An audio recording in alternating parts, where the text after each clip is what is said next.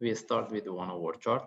If you refer to our analysis in my last video when the price was here, we mentioned exactly here.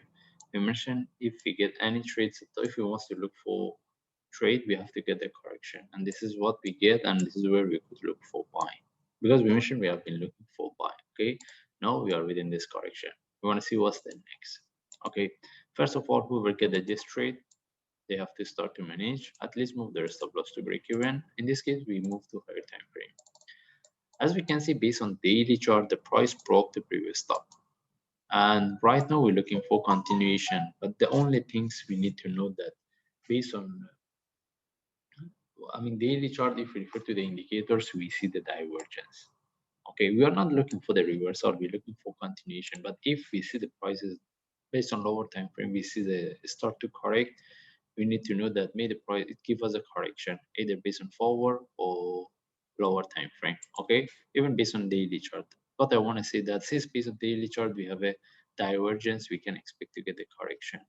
Okay, anyway, rather than that we don't have anything. Mostly we're looking for continuation, and even if we move to forward chart, the only thing is we have we have been looking for this. We have this correction, and we want to see how we can take the trade. Whether this is the only correction, the price can continue, or this one can turn to a more complex correction. Okay, we have nothing to discuss. Even we don't have any trade set up based on forward chart. And if I move to 1 hour chart, as I mentioned, we have been looking for trade, and this is what since from here the price was within this, and this is what we get. And but right now what I can see here internally, I see the flat, and we cannot trade this because we don't have any trade set up. The only thing is if the price continue sharply, one of the options is having entry above this, but having entry above this stuff is really risky. That's why I don't suggest it. Okay, if there is a continuation, let the price break the top. Any flag of correction above that, maybe we can take the trade, because right now we cannot jump into the trade because still we are within the correction and it's moved already. Okay, that's why we should wait. We want to see whether the price can break in that case, because we have already 3 waves, or this one can turn to a deeper correction. Okay, right now we don't have any trade setup and we cannot jump in.